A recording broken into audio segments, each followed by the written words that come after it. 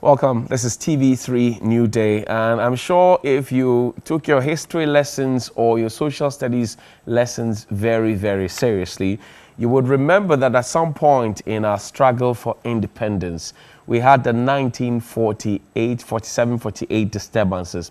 We had the 1948 shooting at the crossroads, which will see the demise of sergeant and a corporal and a private who today would eulogize.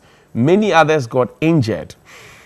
Now, that story has been beautifully told one more time by Miriam Osei-Agyeman here as part of our Ghana Month series, and we will show you a bit of it tomorrow at 9 p.m. But in studio with me is the only survivor in that protest that led to, if you like, an aggression that will see Dr. J.B. Danquah and the UGCC at the time write a cable message out there.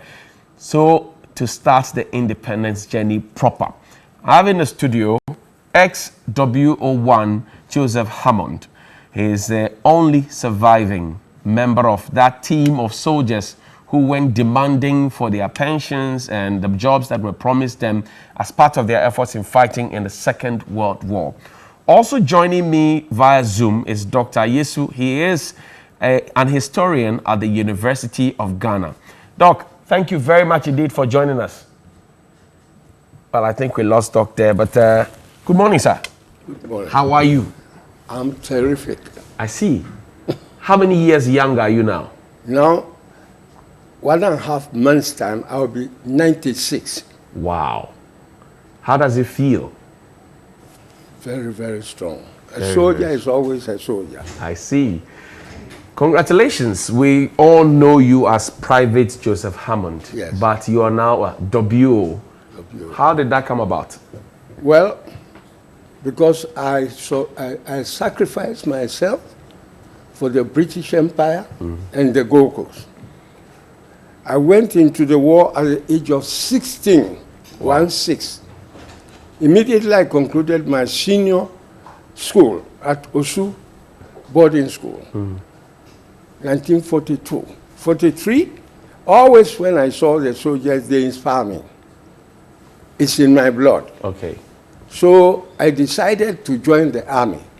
Immediately I concluded my studies, 42. 43, I joined the army, July.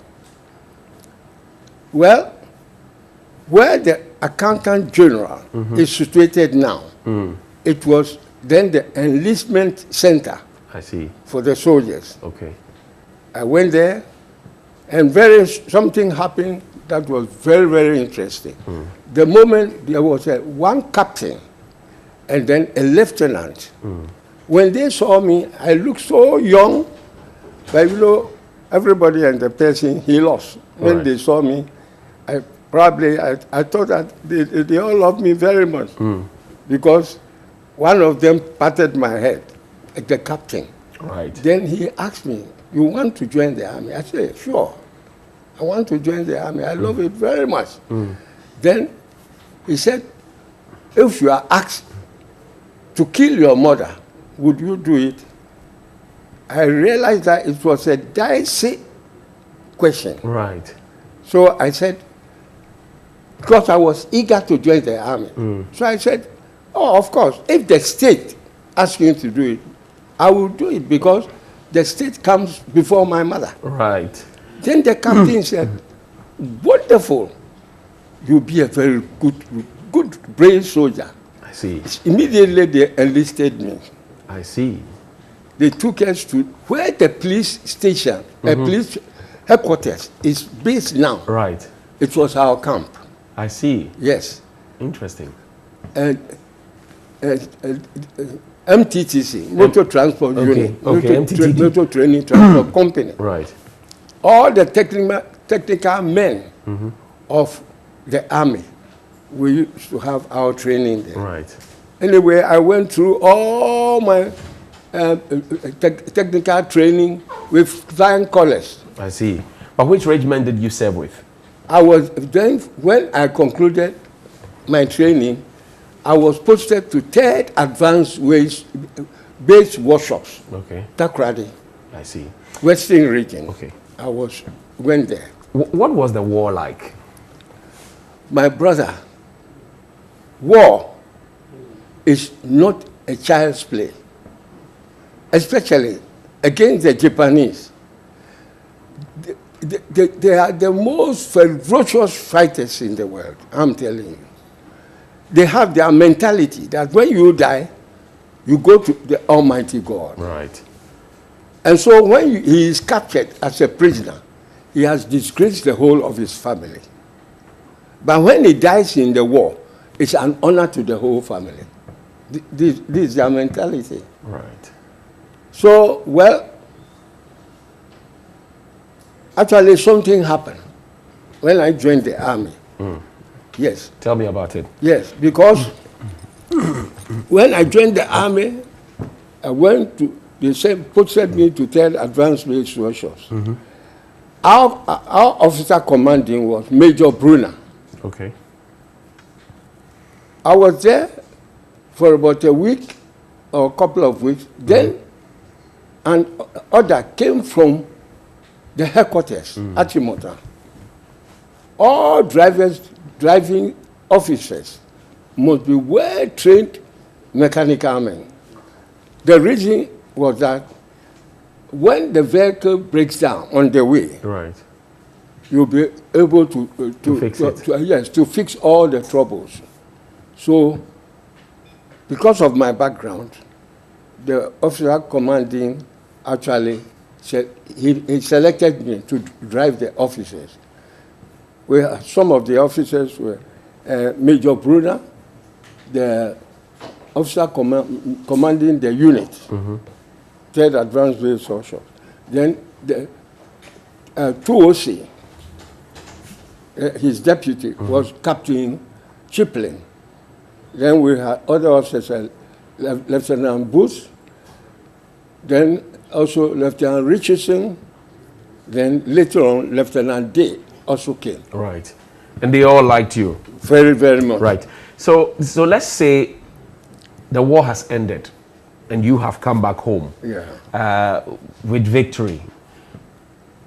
What happened on that Saturday when you decided to go and demand for what was due you? Yes. It's a long story, but I'll make it short, brief. I trust you. Exactly. Because when we went to the war, I was in the 82nd Division at the age of 16. Well, and our general, we had 2 divisions, 81st and 82nd Division. Okay. RAF, Royal West Africa Frontier Force. Okay. I belong to the 82nd Division. Right. And our general was General Stockwell. Okay. Our brigade commander was Brigadier E.W. Weston, a very huge man, about 6 or 65 or 6. I see. Very huge man power. with hairs all over the body. Whoever sees that man will inspire you. Every soldier, very tall, stout. And how many men were you at the time? The division, 82nd Division? Naturally, a division consists of 100,000 men. Okay.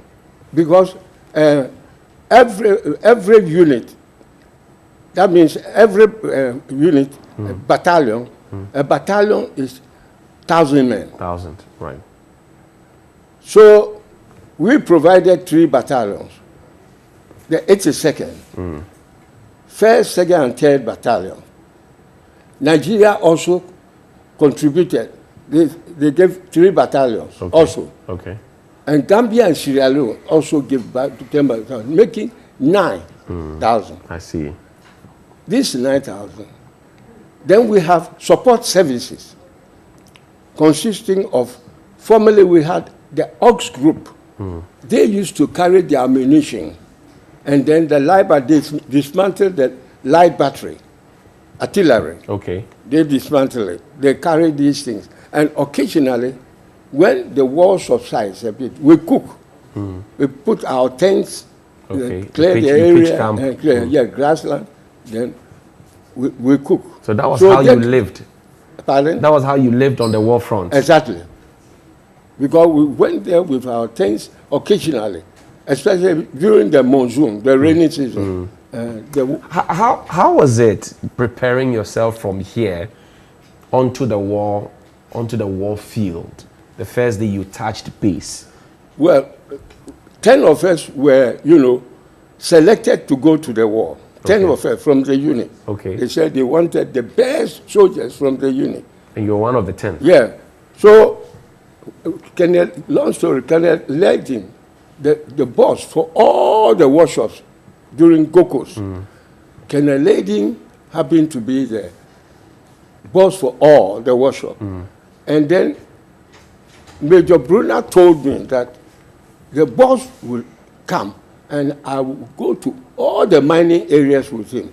Couple of days later, he turned up, he came. Then we embarked on our journey. We embarked on our journey. We went to Prisia, Bogoso, Ubwase, Takwa. When we concluded all these trips, he asked me to drive towards Axim. Okay. Because before we started our journey, the vehicle developed technical fault. Okay. I managed, on 2 occasions, I repaired it before going to the mining areas. When we concluded, he instructed me to go towards Axim. Okay. On our way, the vehicle broke down again. During those days, too, there were few vehicles. Right. Very, very, extremely few. I managed assiduously because the area was quite a bush place. This was in the 1940s. Yeah. It was 1943. 43, right. Then I managed very, very well and repaired the vehicle. Colonel Ledin was extremely happy with me, or else we would have stranded on the way. Right. So that was the basis for which he chose you to join the war. Exactly. Okay. So now let's assume that. And how did you leave Ghana? Did you leave by plane, by ship? No plane those days. Okay. Ship. 10 of us were drafted to go to the war. Joseph Hammond, myself. Then E.B. Okai, Kranten, Krensel, Amonu, then Anefi, A.B. Mensah, Nunu, and Lomoti. Gameson. We were all from the unit. I see. Yes, these people. I remember. I have a retentive memory. I'm amazed by your retentive memory. So you sat in the ship. Yes. How many days so did it 10 take you? days, week later, we were all taken to the harbor, Takoradi, Okay. 43. Then we saw a very huge ship, HMS Sakasha. And soldiers we saw on board, there were approximately 2,500 troops on board. A very huge ship, troop carrier. Right. So we went in, we joined them. A day later, we start our journey, set sail. You are going to war. The war. Then, 2 days, the 3rd day we arrived in Sierra Leone. Sierra Leone, we went on an excursion, a hilly place, so always rain. Then we went to excursion. The next day, at dawn, when we woke, we saw plenty ships behind the harbor. They have a natural harbor in Sierra Leone. We don't know actually where they came from. There were troops on board. So an hour later, I saw a submarine left the harbor. Then about a few hours later, not quite over an hour, then all the ships started blowing, boom, boom, boom. They were going. Boom. Where were you going? We were going to the war. Okay. At that time. What was the India. location of the war? India. In India. Okay. In India. Right. So straight away we started. So actually we left Sierra Leone with 21 ships. I see. But we came there alone. Okay. How long did it take from Sierra Leone to India? To India.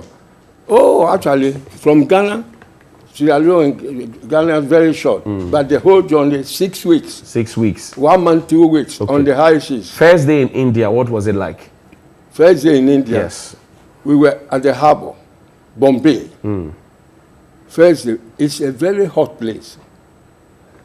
From the harbor, I told you, the commander came, Brigadier Weston, a huge man. When he spoke with us, when he left, 12 ambulances with girls, all girls, drivers, everything, with 2 officers, captain and lieutenant, to evacuate some of our soldiers. They fell sick on board, to evacuate all of them to hospital.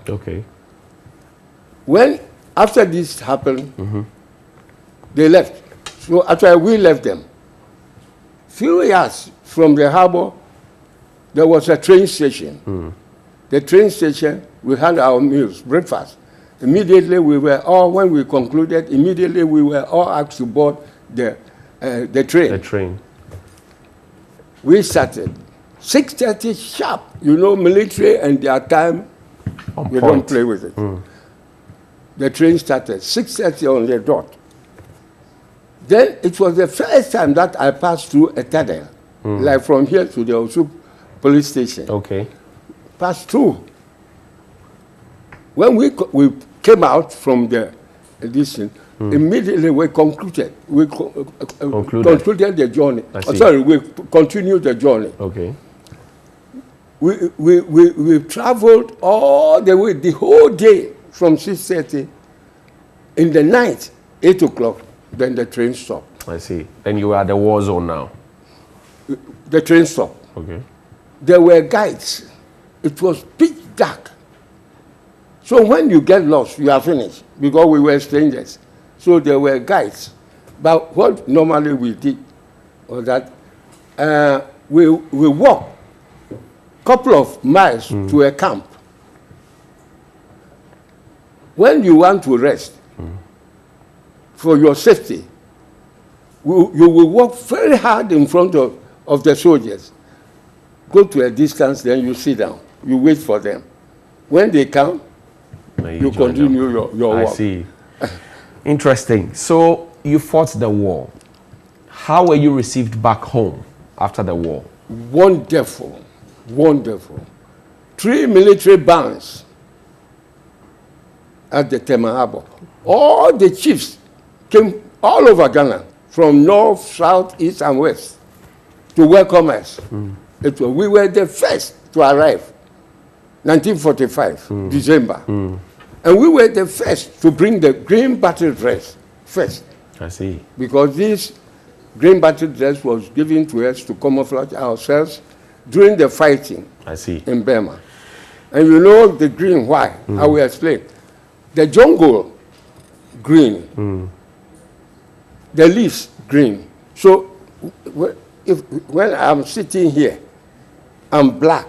You pass, you won't see. He will never see you at all, because it's green. Green. You're blended into the into the jungle. To protect ourselves. I see. So you were well received. When we came back, it's beyond your comprehension.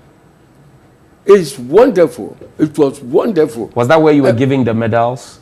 Yes. Anybody that you see a medal, it means he has been to the war, or for a reason. These my medals, if I mention all, you understand. Burma Star. Defense. 1939-45. And then Gokus, because we fought for the Gokus. Right. Some of us died. And we received the Republic. I see. And then this one, that's the last one, also, making all 5 medals. Congratulations. War medal. Congratulations, gallant soldier. So when you returned, there was the clamor for independence in Ghana at the time. What was the mood in the country? It was wonderful. Everybody was eager. Because when Nkrumah said, now, independence now. Self-governance now. Yes, I'll tell you, historically, King Ansa at the coast, Cape Coast side, they entered into agreement with Commander Hill, 1844, to protect us. The bond of 1844. Exactly. So I believe when Kwame Nkrumah, the UGC was there. I've branched a bit for political. Right. We'll let you right. understand. So that, yes. You know, Nkrumah came 1947, December, with both you. And then because Dr. Dankwa and Akwaje recommended him. So Dr. Dankwa and these people, they provided some £100 right. for him to come. Now he came. Those days they were doing it, but because they were trying, but because they were all lawyers. Right. And it is obvious that when you wake up in the morning, you have a family, you have to go and fight for whatever you do. I want us to focus on the mood of the ordinary people. Yes. We have read in the books that there was some agitation. It was. What was it like? Beyond your mind, beyond your comprehension. I remember we had Accra Evening News. Right. It was Bedima who happened to be the editor. And every 4 o'clock, immediately from the offices, you see all the workers running towards post office to go and buy the Accra Evening News, to know what was going on. It was wonderful. I see. Everybody. That was the main newspaper at that time. There were others, but because of the independence, everybody wanted to know what was happening. Then, long story, as I said, the UGCC, that time, you know, there was a trouble between UGCC and Kwame Nkrumah. That's right. There was a breakaway. Yeah, they wanted to throw him out. But the youth, and Bidima and co, no. So they asked, many people don't know this, they asked at the hall, Sopon. Sopon, the very building that they used to hold the meeting there, is called Hammond Hall. Hammond Hall, that's your hall. Exactly. My namesake. Yeah. Hammond Hall. Anybody who knows history will tell you that. Hammond Hall. That unfaithful day, they went to the meeting and the tension was very high. They wanted to kick him out, but they said, the youth said, no, resign, resign, resign. You know, there were misunderstanding. It was this man, they came out immediately. Kwaku Baku's father, Kofi Bakum. Right. Kofi Bakum. Later on, he was the defense minister. Right. They asked, Peterman asked him to make sure he's at his back. That was where they wrote the resignation letter. Resignation letter. I see. But there's also the story of Ni Kwabena Boni, the third. No, 47. Right. It's my manche. Okay. I'm from Osu. Okay. It is Osu Alata manche. Right. You see, he staged a boycott against European goods. Okay. Not 47. And not 48. Okay. When we came. He said it was so exorbitant. So he told the country, then pleaded with all the chiefs and others that there must be, by all means, they must reduce their prices. Okay. It was too exorbitant. So the boycott happened. So the boycott happened 47. And when was it supposed to end? It started when? February what? No. 47, nobody started this. Right. There was actually tension already, but nobody was fighting. Okay. No. Okay. There was tension against European goods. So since there was tension, and his idea was good because he also wanted the citizenry to be free. So when he started this thing, they were extremely happy. I see. But So it carried on up to what time? It carried on, but not the time that actually we did our own. There was no fighting. Okay. There was no trouble. There was no fighting. So yours coincided with the boycott, or yours climaxed the boycott? What was it? Our own aggravated it. Aggravated the Boni one. Okay. Because there was tension. Okay. But not too much. I see. How many soldiers were you when you went to demand for what is right for you? 210. 210. Exactly. How were you all mobilized? You see, we had our General Secretary, James Owusu. Okay. When we came from Burma, it was Tamakro. But he happened to be an elderly man. Right. And you see, but this man was just 32 and had energy. Right. So he was replaced. So it was James Owusu. Who mobilized all of Yes, you? and I was there, the planning. I was 21 years. And you were part of the planning? Exactly, because the senior people at the Independence Square, behind there, under the trees there was a labor office there. I see. At that time. Now, when the 3 people were shot, the 3 soldiers were shot, what was the reaction of the other 207? Thank you. When we marched from the Nkrumah Mausoleum, morning, we were going. You know, soldiers always, when they march, they sing. Right, route march. Yeah, we sing. So we were singing, Brahma, Brahma, Brahma, Brahma, Brahma is Africa, Brahma, best in Yanko. The same thing. We continue our singing. But we were surprised when we reached the crossroads Right. at Osu. We had not branched the castle perimeter at all. Okay. On the same road. On the same straight road? Yes. Onto St. Barnabas? My colleagues. There. Where, you know, they are best. Like statue. There. Where it is, right? Yeah. When we reached the vicinity, we saw policemen. Okay. Those days we called them Gentuo. Okay. Gentuo means uneducated people. I see. So with officer, Superintendent Emery, then they said, we won't allow you to go to the castle. We said, oh, why?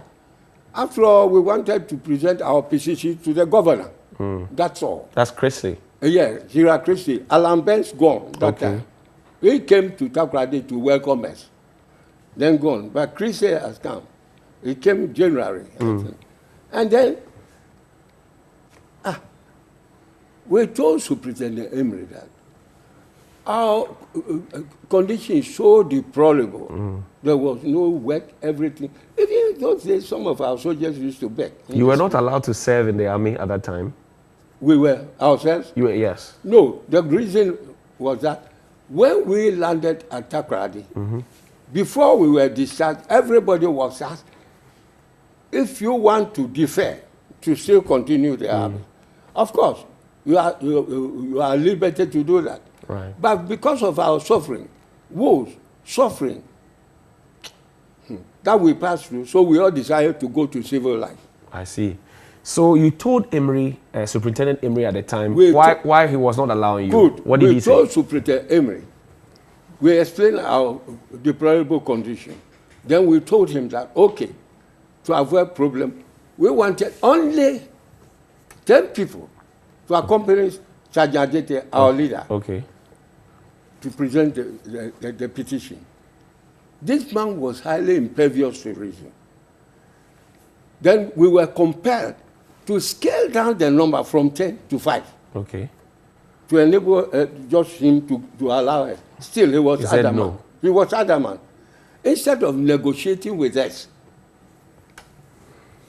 Emery asked one of the sergeants to shoot. Later on, we realized that it was one Sergeant Chokosi.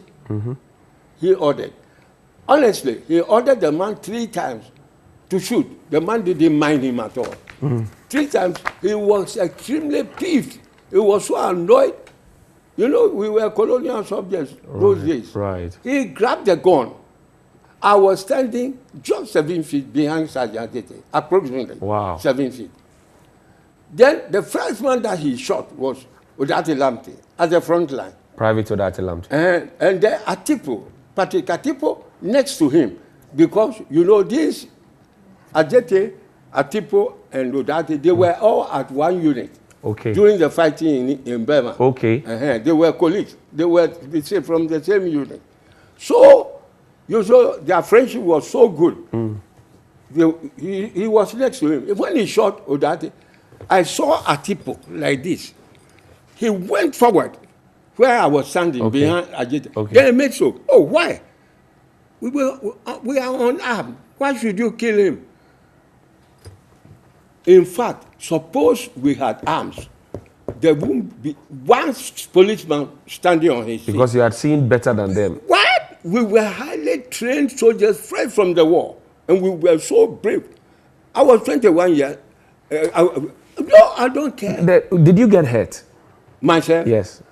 The Almighty God protect. He knows But everybody. others got hurt. Of course, because I know even a relative of mine called Brown, standing there in front of a building, far away a bit, and he was carrying, I was told, because we were also in trouble here. Right. He was carrying a baby here. Then the mother came and said, oh, give me my baby. I want to bath the baby. Else, it was a stray bullet killed him there. Oh. Because he being a civilian, nobody mentioned about it. Right. But others got wounded. Others got but wounded. you have no time. Everybody was surprised. How did it end? It didn't end. You know, when this thing happened, after killing, when he killed Atipo, then he raised a gun. I saw it. I was standing there. If that bullet missed Ajeta, it would have landed on me. I see. That was clear. But maybe the Almighty God preserved my life to tell the whole nation actually what happened. So you are the one person out of the 210 that survived. All your colleagues are dead. If others got wounded, we were all busy. You see, when this thing happened, there was total confusion. Total confusion. So about 20% went to Osu Township after the killing. Then the rest, all of us, went to post office, Accra. Those days, there was a roundabout there, Accra. Then any white man that we saw coming, we won't kill him. We will draw the man from the car, throw him away, turn the car outside and put fire inside. Wow. Because, and you know women, their children, you took their children to a war. Instead of compensating them when we came back, you massacred them. You just imagine. They were annoyed, the population in the Gold Coast. 80 years on. They were extremely annoyed that they took their children to fight a war when they came. Instead of compensating them, you killed them. 80 years, you have still not gotten that compensation. 80 years or more. 82 years. 77. Right. Around that. So 1948, 58, 68, 78, 88, 98, 2008, 2018. It's gone past 70 years. You have still not gotten the compensation. No. How does it feel? Nobody has given us anything. That was the reason of 48. Do you feel cheated? Because they promised us heaven. Do you feel cheated? More than cheat. More than cheating. You imagine. Look, at that time, when we went to the war, you know our pay, our salary? No. 30 shillings a month.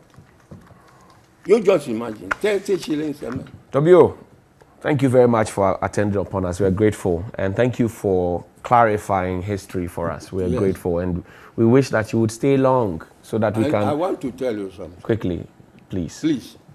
You know, a lot of these things, stories, they have diluted all the story. So one day, if you have time, you let me come. The proper thing, I will tell you all. Which ones are they diluted? What are they diluted? You imagine somebody, one young man, one day, Obonu or so, and then they said, the young man said, 48, this story. When they asked him, he said, the grandmother told him. The grandmother at the place when they were killing her. So sometimes it's funny. You hear funny stories. What I have told you is true. Right. If you have time, like I will tell you precisely all. Well, there's more detail also in our documentary, the assignment by Miriam Osiajima, titled The Unarmed Soldier. It will air tomorrow at 9 p.m. You don't want to miss all of that conversation, but we thank you very much. You want to sing one war song for us, one soldier song before we go? Boma e, Boma e, Boma e, Boma e, Boma East Africa, Boma Besiako, Boma e. And we need to mention our names. There we go. Thank you very much. We'll see you after the break. There's entertainment here on New Day.